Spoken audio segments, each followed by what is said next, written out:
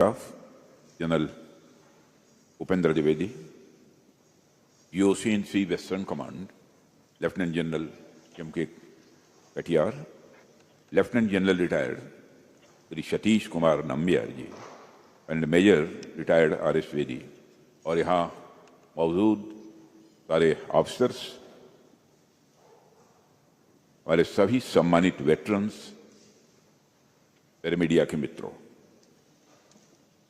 मैं तो जब नाम्बियार साहब को और वेदी जी को मैं सुन रहा था तो मैं तो बहुत ही थ्रिल्ड महसूस कर रहा था। और आप सब लोग जो सामने बैठे हुए हैं, मैं सोच रहा था कि क्या परमात्मा ने आपके अंदर जज्बा दे रखा था कि आपने भारत माता के मस्तक को झुकने नहीं दिया। मैं एक बार शीश झुकाकर आप सभी का अभिनंदन करता हूं।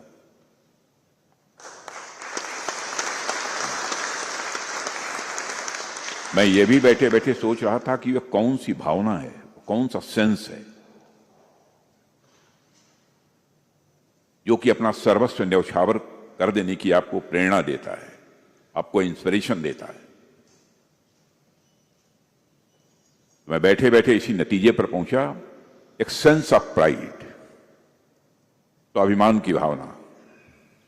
और मैं समझता हूं कि इंसान की सबसे प्रबल, सबसे बड़ी और सबसे मजबूत यदि भावना कोई होती है तो स्वाभिमान की भावना होती है, सेंस ऑफ प्राइड।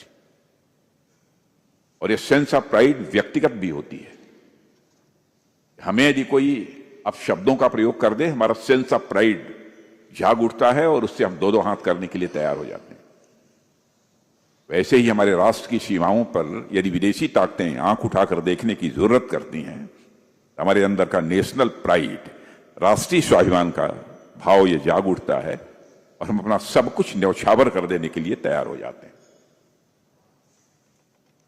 तभी तो हमारे जवान, हमारे अधिकारी उसी राष्ट्रीय स्वाभिमान की भावना के कारण चिंता नहीं करते कि मेरा क्या होगा, मेरे परिवार का क्या होता है, शहीद हो जाते हैं। और मेरा सौभाग्य है कि मैं इस कार्यक्रम में मौजूद हूं। इस कार्यक्रम के इस स्वरूप के बारे में मुझे बहुत अधिक जानकारी नहीं थी, लेकिन यह था कि कोई कार्यक्रम होने वाला है, इसमें आप सब यहां आने वाले हैं और आप सबके बीच आना, मैं समझता हूं कि मेरे जिंदगी का एक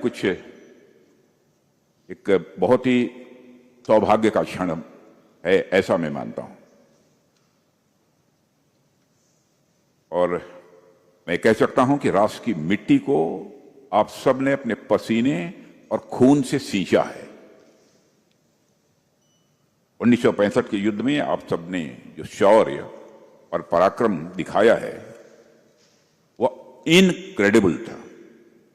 और रक्षा मंत्री के रूप में आज मैं कृतज्ञ राष्ट्र की ओर से आप सभी की वीरता को नमन करता हूं।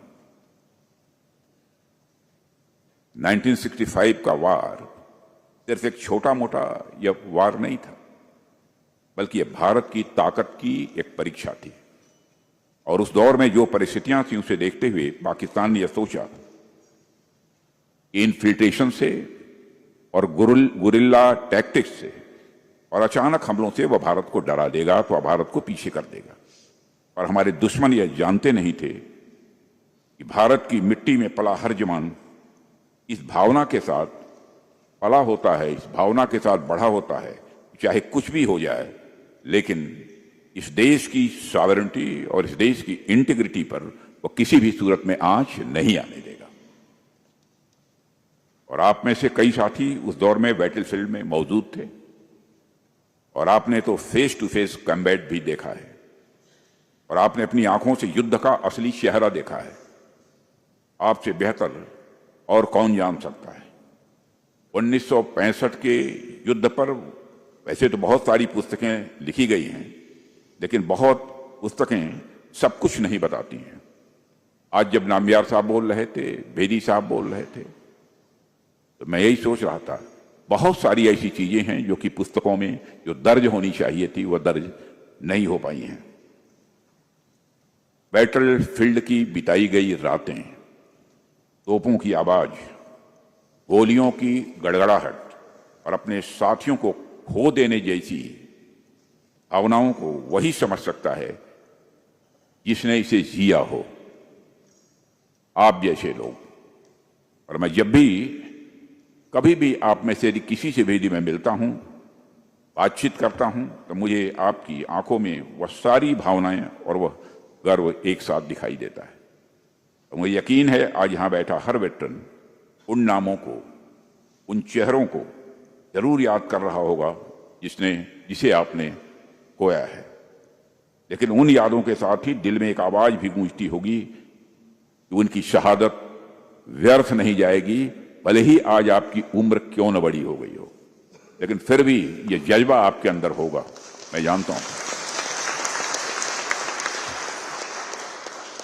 और आज मैं आपकी आंखों में देखकर वीर गति जिन हमारे अधिकारियों ने, जवानों ने प्राप्त की है, उनकी स्मृति को, उनकी याद को मैं नमन करता हूं। 1965 का युद्ध हमारे लिए आसान नहीं था। पाकिस्तान ने इन्फिल्ट्रेशन कराई, लोकल लोगों को भड़काने की कोशिश की, लेकिन आप सब ने, हमारे वीर जवानों ने उनकी हर चाल को विफल कर दिया था। और इस युद्ध के दौरान अनेक ऐसे बैटल्स हुए जिन्होंने इतिहास में अपना नाम दर्ज करा दिया। बैटल ऑफ फिलोरा में हमारी आर्म फोर्सेस ने जो पराक्रम दिखाया, उसने पाकिस्तान की हिम्मत तोड़ दी। इसके अलावा बैटल ऑफ चामिंडा की लड़ाई तो दुनिया की सबसे बड़ी टैंक बैटल्स में गिनी जाती है। वहां भी आपने साबित कर दिया कि युद्ध टैंकों से नहीं बल्कि हौसले और डिटर्मिनेशन से ही जीता जा सकता है। 1965 के युद्ध का जिक्र हो और बैटल ऑफ असल उटर का जिक्र न हो, ऐसा भला कैसे हो सकता है। वहां हमारे वीर अब्दुल हमीद ने अपने अकेले साहस से टैंकों की पूरी कतार को जला डाला था। और उन्होंने हमें यह सिखाया था कि bravery is not about the size of the weapon, it is about the size of the heart.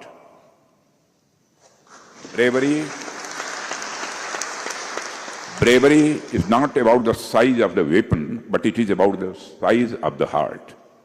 वह पल हर भारतीय के सीने को गर्व से चौड़ा कर देता है। मेरे सम्मानित वेटरन्स, उनकी वीरता हमें सिखाती है कि कठिन से कठिन परिस्थितियों में साहस, संयम और देशभक्ति का संगम असंभव को भी संभव बना देता है। जब हम आप सभी सैनिकों के अदम्य शौर्य और बलिदान की यहां पर खड़े होकर चर्चा कर रहे हैं, तो हमें उस दौर की एक पॉलिटिकल विल और नेतृत्व को भी मैं भूलना नहीं चाहता।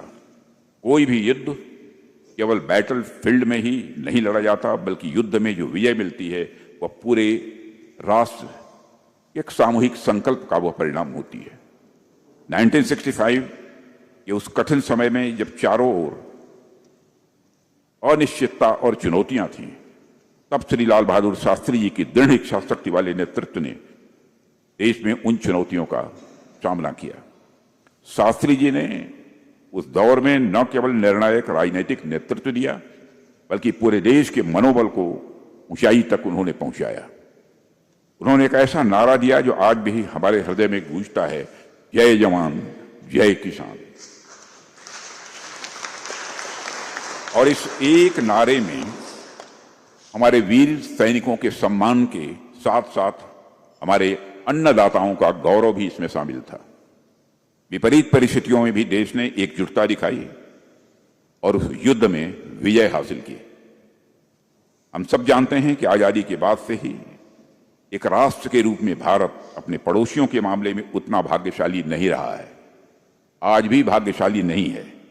हमेशा हमारे समक्ष किसी न किसी तरह की चुनौतियां आई हैं, लेकिन हम भारतवासियों की यह विशेषता है, हम इन चुनौतियों को प्रारब्ध मानकर नहीं बैठ गए।